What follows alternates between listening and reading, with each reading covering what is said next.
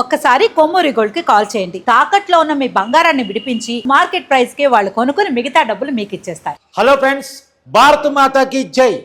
మనం నమస్కారాల కంటే కూడా భారత మాతాకి జై అంటూ కూడా ఒకరికొకరు వందనాలు చేసుకుందాం. ఇంత ముందులేక నమస్కారాలు, గుడ్ మార్నింగ్లు, గుడ్ ఆఫ్టర్నూన్లు ఇవన్నీ కట్ చేయండి. ప్రతి ఒక్కళ్ళు కూడా ఇంకొకరిని పలకరించే క్రమంలో భారత మాతాకి జై అంటూ పలకరించే ప్రయత్నం చేయండి.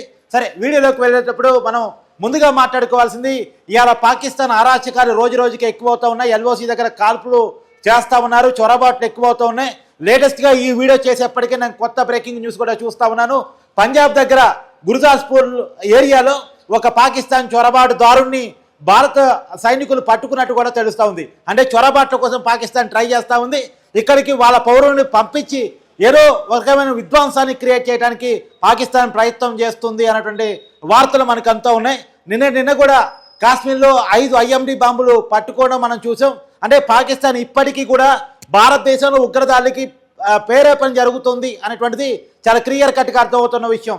ఇంకో పక్క ఉగ్రవాదుల కోసం వేట జరుగుతుంది. ఎక్కడైతే కాశ్మీరులో 28 మంది భారతీయుని పొట్టన పెట్టుకున్నారో ఆ నలుగురు ఉగ్రవాదుల కోసం కాశ్మీర్ దట్టమైన అడవుల్లో ఎత్తైనటువంటి ప్రదేశాల్లో వాళ్ళ కోసం అన్వేషణ కొనసాగుతుంది, కూంబింగ్ నడుస్తూ ఉంది. ఇంకొక పక్కన భారతదేశానికి ప్రపంచవ్యాప్తంగా మద్దతు దొరుకుతూ ఉంది. నిన్నే మనం చూసాం, రష్యా అధ్యక్షుడు పుతిన్ భారతదేశానికి అవుట్ అండ్ రైట్ సపోర్ట్ చేశారు. 250 కోట్ల రూపాయల విలువైనటువంటి ఆయుధాలను కూడా భారత్కి సప్లై చేయబోతున్నట్టు ఇప్పటికే పుతిన్ ప్రకటించారు. చాలా క్లియర్గా రష్యా మనతో ఉంది, ఏం డౌట్ లేదు. అవుట్ అండ్ రైట్గా ఎలాంటి మీడియేషన్ లేకుండా, డీవియేషన్ లేకుండా అవుట్ అండ్ రైట్గా రష్యా మనకు మద్దతు ప్రకటించింది. యుద్ధం అంటూ దిగితే భారత వైమానిక దళాలతో పాటు యుద్ధ విమానాలతో పాటు రష్యా యుద్ధ విమానాలు కూడా మనతో ఉండబోతున్నాయి. మన ఆయుధాలతో పాటు రష్యా ఆయుధాలు కూడా మనతో ఉండబోతున్నాయి పాకిస్తాన్ ఎదుర్కోవడానికి. నిజానికి ఈ ప్రపంచంలో ఎక్కువ ఆయుధ సామాగ్రి కలిగిన దేశం రష్యా. నిజానికి సోవియట్ రష్యా ఒకప్పుడు, ఇప్పుడు రష్యా. సోవియట్ రష్యాని అంతమొందించే దానికోసమే ఈ ఉగ్రవాదం అనేది ఏర్పడింది. అందుకే ఉగ్రవాదం మీద రష్యాకి చాలా కోపం, చాలా అంటే చాలా కోపం. ప్రత్యేకించి పాకిస్తాన్ మీద రష్యాకి చాలా కోపం ఉంటుంది. ఎందుకు? మొన్నటి జరిగినటువంటి రష్యా ఉక్రెయిన్ యుద్ధంలో కూడా ఇప్పటికీ జరుగుతూ ఉంది. రష్యా ఉక్రెయిన్ యుద్ధంలో కూడా ఉక్రెయిన్కి పాకిస్తాన్ ఆయుధాలు సప్లై చేసింది. తనకే తింటానికి ఠికానా లేదు, ఉక్రెయిన్కి ఆయుధాలు సప్లై చేసింది. ఎందుకంటే అమెరికా చేయమన్నది కాబట్టి. ఆ రకంగా ఉంటుంది పాకిస్తాన్ బుద్ధి. కాబట్టి పాకిస్తాన్కి గట్టిగా బుద్ధి చెప్పే దానికోసం రష్యా అధ్యక్షుడు పుతిన్ సిద్ధమైనట్టు తెలుస్తూ ఉంది భారతదేశానికి సహాయం చేయడానికి. గతంలో కూడా మీకు చాలా క్లియర్ చెప్తా, 1972లో పాకిస్తాన్తో యుద్ధం జరిగినప్పుడు మనతో ఉన్న ఏకైక స్నేహితుడు సోవియట్ రష్యా. చాలా నమ్మకమైన స్నేహితుడు.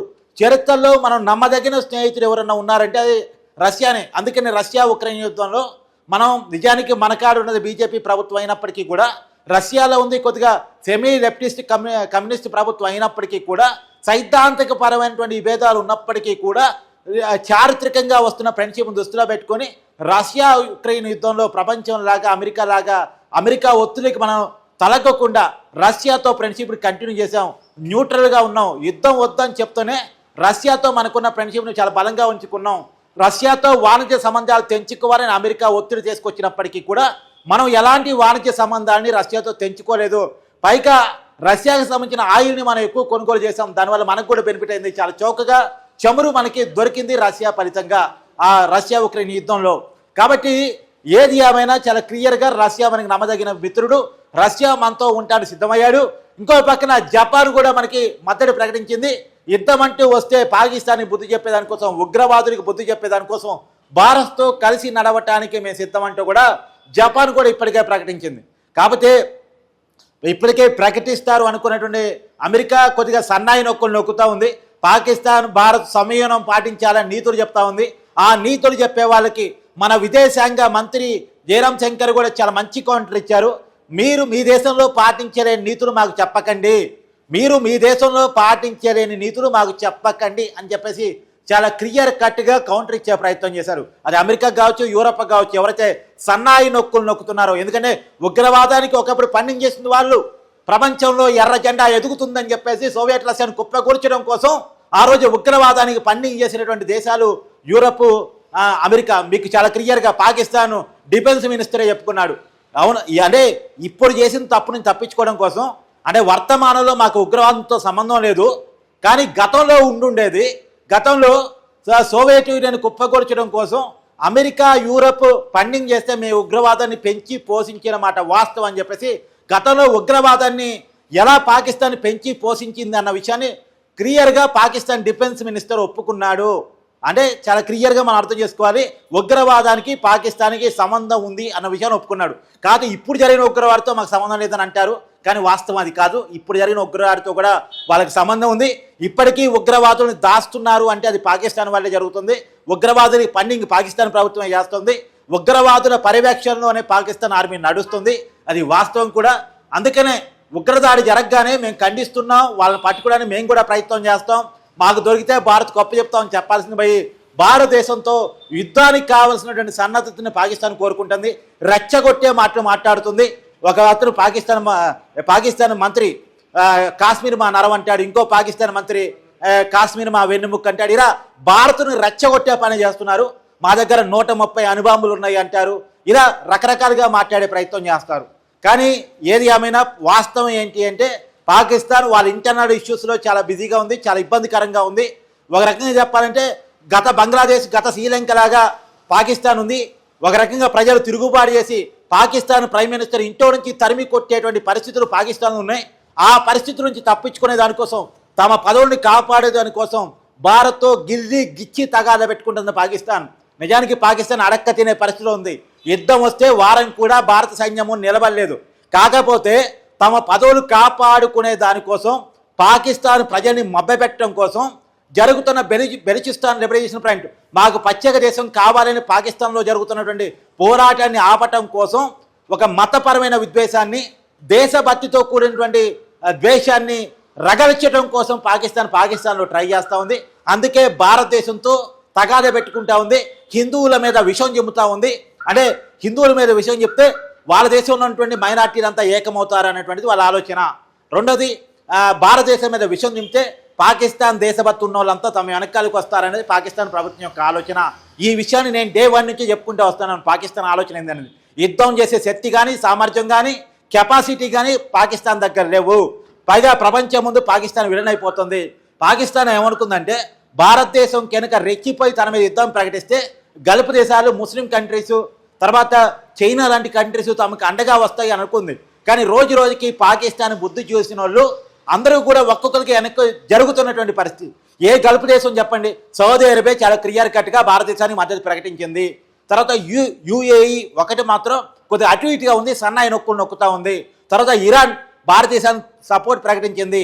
తాలిబాన్, ఆఫ్ఘనిస్తాన్ని పరిపాలిస్తున్న తాలిబాన్లు కూడా పాకిస్తాన్కి వ్యతిరేకంగా మేము ఉంటామని చెప్పేసి వాళ్ళు క్లియర్ కట్ లైన్ని ప్రకటించడం జరిగింది.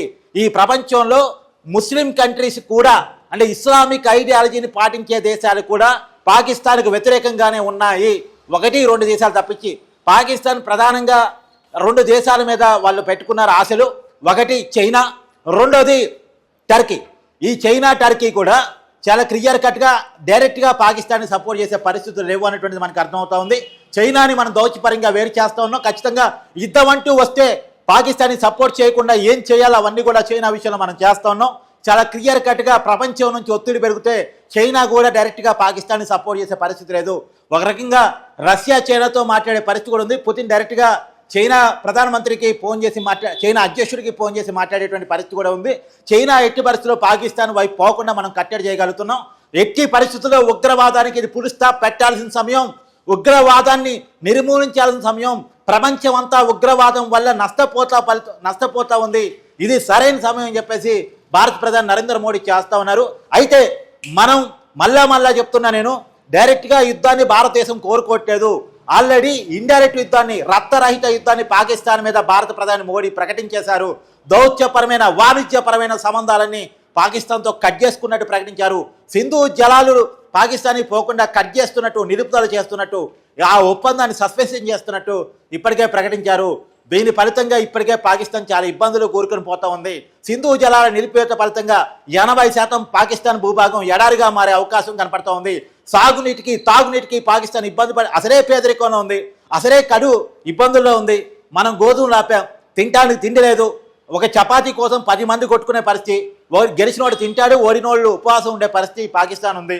ఇవాళ ఏ రకంగా చూసినా పాకిస్తాన్ చాలా అఘోర పరిస్థితిలో ఉంది అని ఒక రకంగా చెప్పాల్సిన పరిస్థితి కనపడతా ఉంది. ఎందుకంటే పాకిస్తాన్కి మనం సాయం చేస్తే పాకిస్తాన్ ఉగ్రవాదులు సాయం చేసి మన మీదకే రెచ్చగొడతా ఉంది. అందుకని మనం చాలా క్లియర్ కట్ డెసిషన్స్ కూడా తీసుకోవడం జరిగింది. ఇంకో పక్కగా మన ప్రజల్ని యుద్ధం కనుక వస్తే సిద్ధం చేయడం కోసం రేపటి రోజున మాక్ డ్రిల్స్ కూడా వాళ్ళు చెప్పడం జరిగింది. రేపు మాక్ డ్రిల్స్ దేశవ్యాప్తంగా కూడా అన్ని రాష్ట్రాలు జరగబోతూ ఉన్నాయి. ఇప్పటికే కేంద్రం నోటిఫికేషన్ జారీ చేసింది.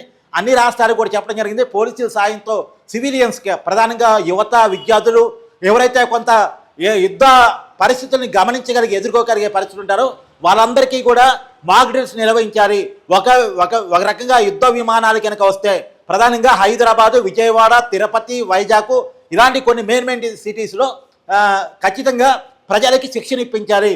యుద్ధ విమానాలు కనుక దాడి చేస్తే ఎలా తప్పించుకోవాలి, బంకలలో ఎలా దాక్కోవాలి, మన ఆస్తుల్ని ప్రాణాలను ఎలా కాపాడుకోవాలి, ఒక ఇబ్బందికరమైన సిచ్యువేషన్ ఎలా ఎదుర్కోవాలి అనేటువంటిది మన ప్రజలకి భారత ప్రభుత్వం, రాష్ట్ర ప్రభుత్వాల ద్వారా, రాష్ట్ర పోలీసు ద్వారా ట్రైనింగ్ ఇప్పించేటువంటి దాన్ని కూడా రేపటి రోజున చెప్పడం జరిగింది. ఇప్పటికే నోటిఫికేషన్ కూడా జారీ చేసింది.